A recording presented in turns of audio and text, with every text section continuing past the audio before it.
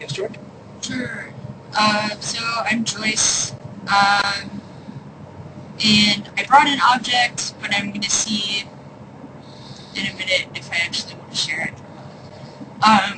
So I guess I kind of grew up in like a pretty punk rock scene and see racial shows all the time when I was in high school, and a lot of like talk about class and organizing and government and all kinds of stuff is always sort of present, but the actual like meaningful doing of things is often absent, aside from some like really chaotic rebellion, which was sort of like my MO through high school.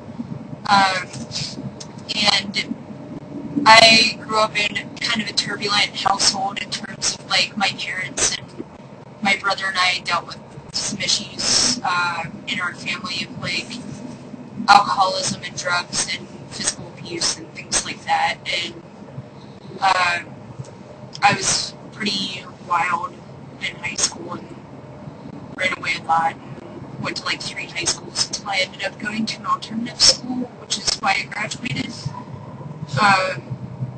But I never thought I would actually join the military.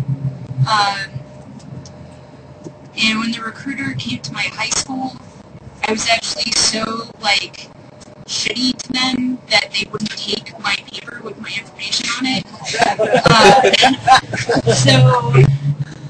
But I remember like, well, I graduated when I was 17, and it was in 2001, and I had no idea what I was going to do after that, I guess. I worked in a gas station. I knew I wanted to get as far away from my family as I possibly could.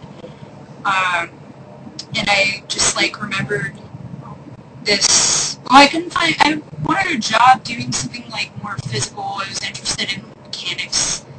And I remember the recruiters that I had, like, heckled so much, talking about how you could get, like, $300 for a weekend worth of work if you joined the reserve, and I was making like $7 an hour, and it was like, wow, I could like learn some skill and like get paid so much more than I'm making now for just like one weekend. So I started talking to a recruiter in September of 2001, and I basically decided to join, and then September 11th happened, and my friend's mom was like, "Are you glad you didn't join now?" And I was like, well, that's kind of crazy. I guess if I was going to join before, I should have, like, been aware that this could happen, and maybe I should just, like, do it anyway. So I ended up going. I signed up when I was 17. I went to boot camp in January of 2002. And I was only supposed to be gone for 6 months, I think, for training. I ended up on active duty for like 2 years, and then for a lot of reasons, but then as soon as I like thought I was getting off active duty, I went to a semester of school. War had already started, and then I got activated for like 4 years, so I ended up on active duty for like 4 years, but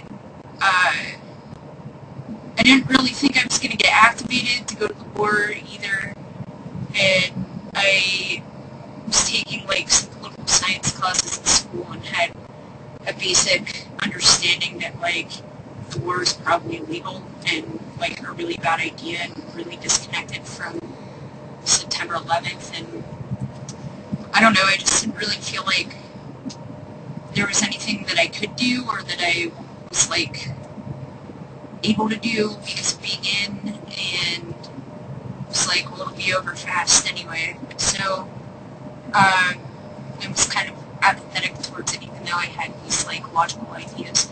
So anyway, I went through these 2 deployments, which maybe I'll talk about a little bit more if I share my objects. And went through a lot both times, a whole lot, and then but didn't really put it together until like long after, because as soon as I got off active duty, I just kind of tried to bury everything and be normal again and like go back to my normal life, and was like very uncomfortable about telling people where I'd been and why I hadn't been around or whatever.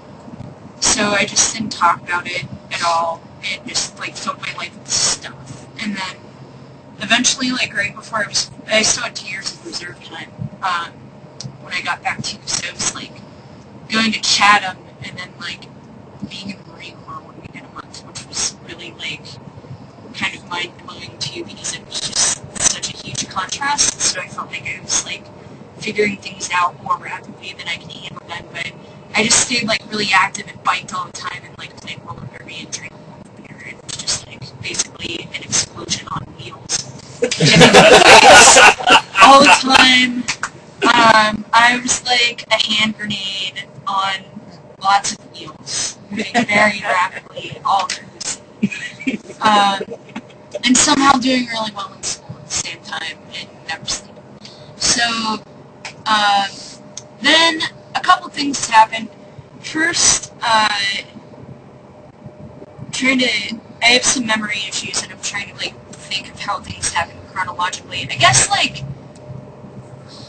the first thing was in 2007, I think. I got this scholarship to go study in Egypt, and a lot of the writing for Pines, which is where I got it from, was about how like the war was bullshit, and I wanted to like find more constructive ways to like meet people from regions of conflict and build some kind of like conflict resolution, reconciliation process by like learning about the cultures of other people, and I wanted to go study Arabic and politics in the Middle East, so I went there, and that definitely, I really sort of, a lot of things kind of came together for me, especially, I had this friend, which is a whole other story, a couple of friends that lived there already that I knew from something else, and so I actually spent time mostly with like people that lived in Cairo instead of with other students, which I think really shaped the way that I started to look at things.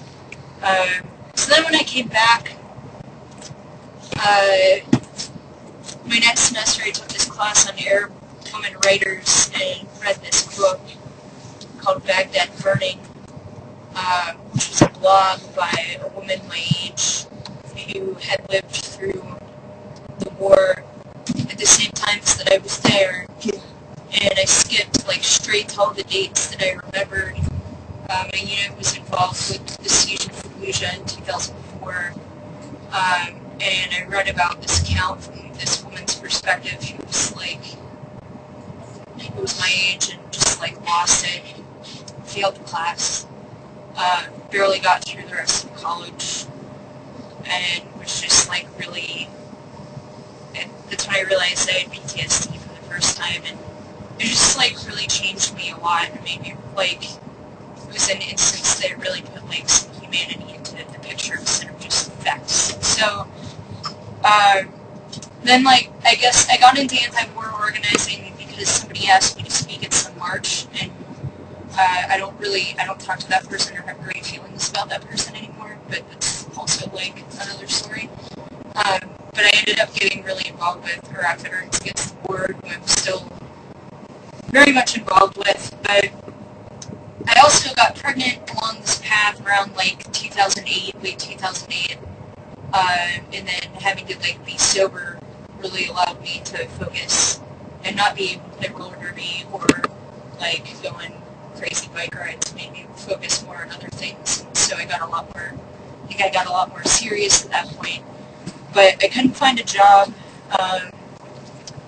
after I graduated.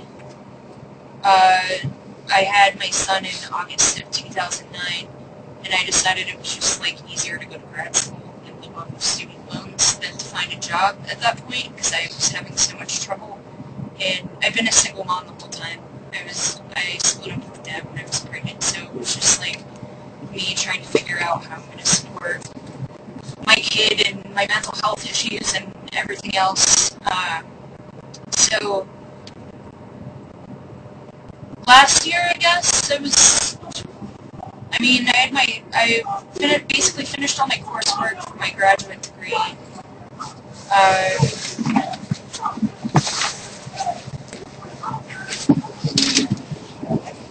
Can you hear this? You can just point it up to us.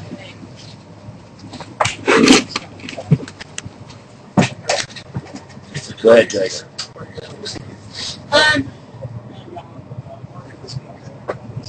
Anyway, so, I basically was, like, at a point where I was finished, and just needed to write my thesis, which is still where I'm at, but I can't get loans or funding